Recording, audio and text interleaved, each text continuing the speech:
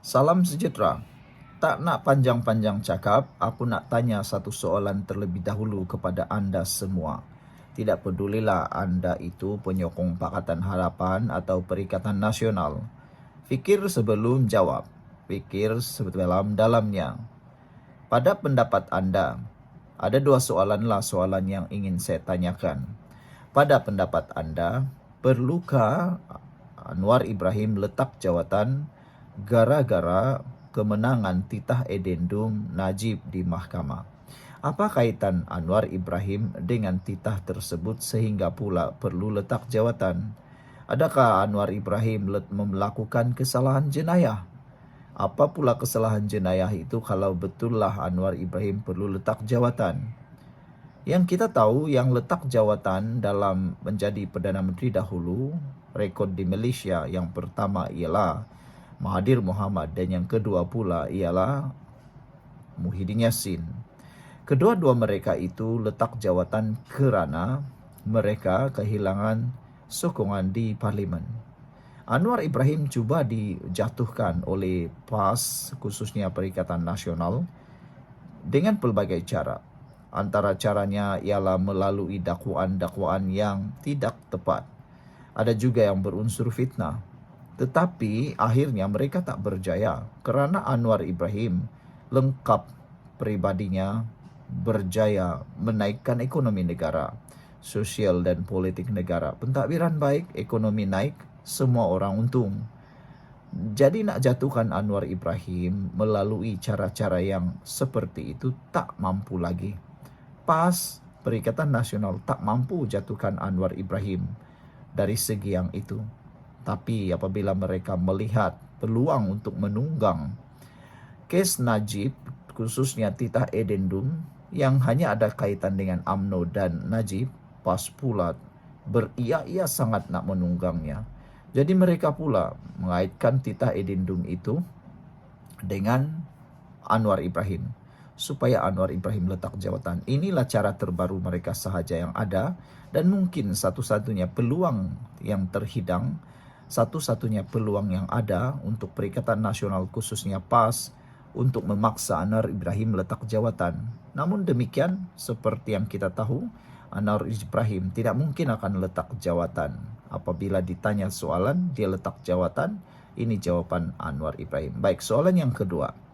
Kalaulah Anwar Ibrahim itu dipaksa letak jawatan, siapa pula yang akan menggantikan Anwar Ibrahim? Anda rasa-rasa adakah yang sekarang ini layak untuk menggantikan Anwar Ibrahim? Siapa orangnya? Saudara, apabila ditanya tentang letak jawatan, ini jawapan Anwar Ibrahim yang kita tunggu-tunggu. Jawapannya mudah, Anwar Ibrahim hanya menjawab, gitu. Jawapan Anwar Ibrahim apabila digesa untuk letak jawatan, didesak oleh PAS untuk letak jawatan, ialah Anwar Ibrahim enggan melayan desakan tersebut. Terbaik.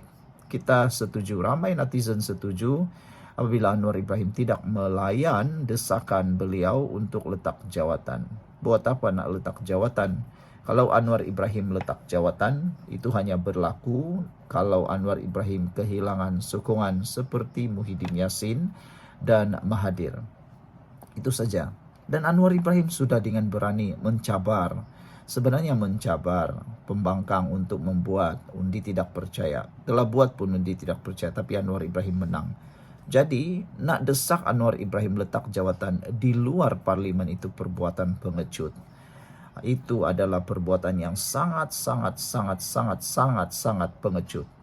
Perdana Menteri Anwar Ibrahim enggan melayan desakan PAS supaya dia meletak jawatan berhubung isu titah edendum, rayuan berhubung pengampunan bekas Perdana Menteri Najib Razak. Ditanya wartawan mengenai perkara itu pagi tadi, Anwar hanya menjawab sambil tersenyum berkata, sebelum berlalu bersama rombongannya. Perdana Menteri sebelum itu meluncurkan Forum Ekonomi Malaysia di Pusat Convention Kuala Lumpur. Isnin lalu, PAS menggesa Anwar meletakkan jawatan kerana didakwa menyembunyikan kebenaran mengenai titah tambahan oleh Yang di-Pertuan Agong. Sebelum kita menghabiskan ulasan kali ini, sila tinggalkan komen anda. Salam sejahtera, terima kasih kerana bersama dengan saya di Nazilin Unity Channel. Aku tak nak ulas panjang lebar lah hari ini. Aku juga tak nak cakap banyak lah. Aku baca sajalah untuk anda semua.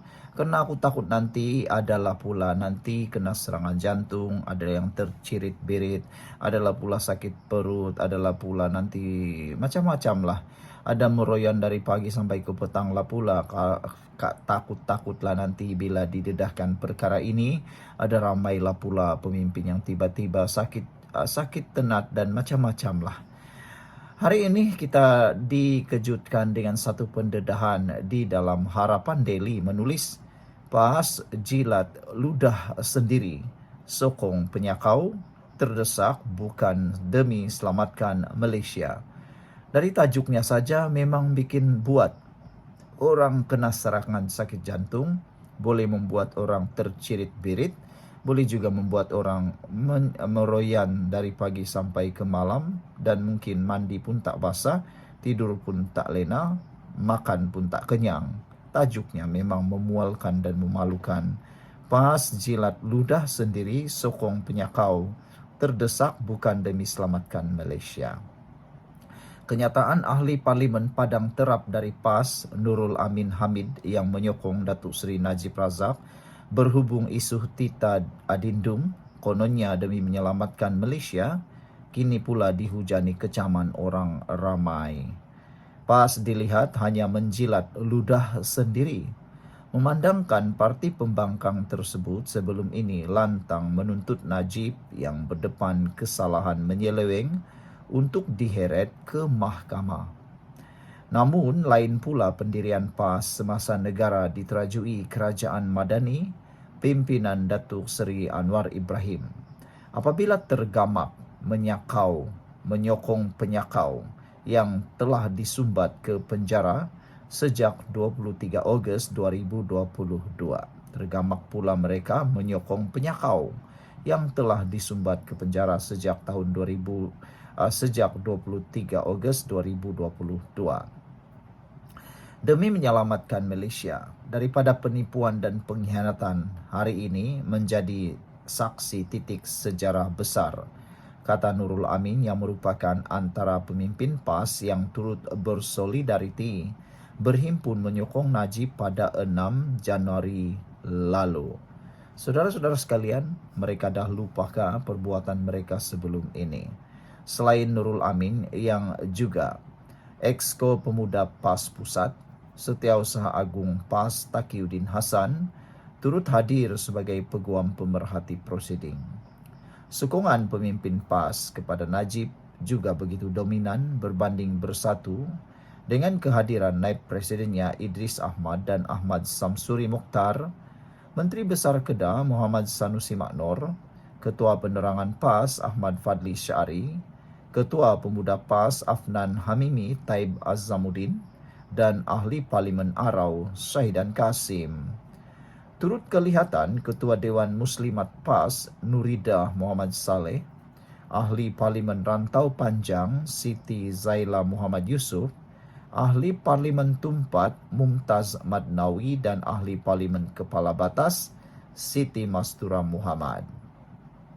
Rata-rata mereka menyifatkan PAS sebagai makin tersela hipokrit, malah secara sinis menegaskan Malaysia perlu diselamatkan daripada parti yang akrab dengan kes fitnah ini.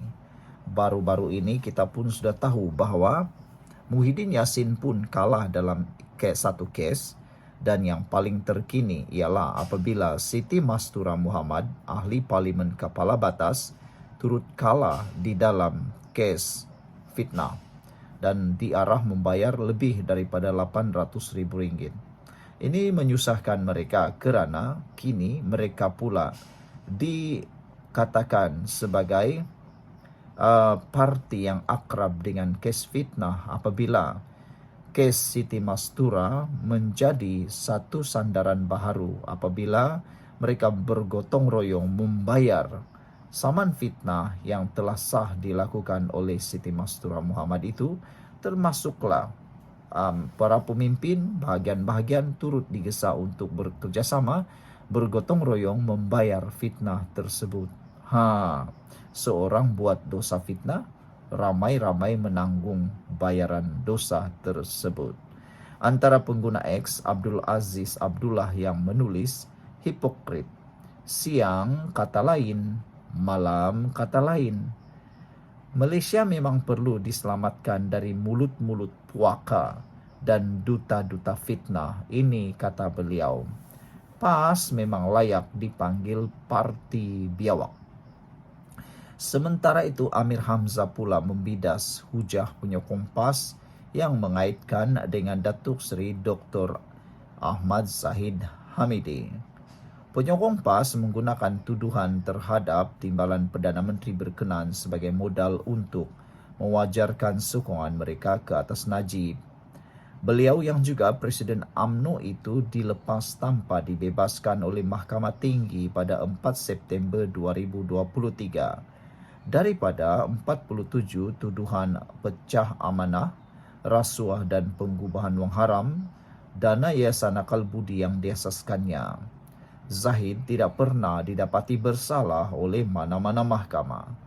Najib pula berbeza apabila didapati bersalah oleh semua mahkamah. Sekarang siapa sokong kleptokrat ini? Templaknya kepada Nurul Amin. Sekian untuk kali ini. Jangan lupa tinggalkan komen anda, tekan butang subscribe.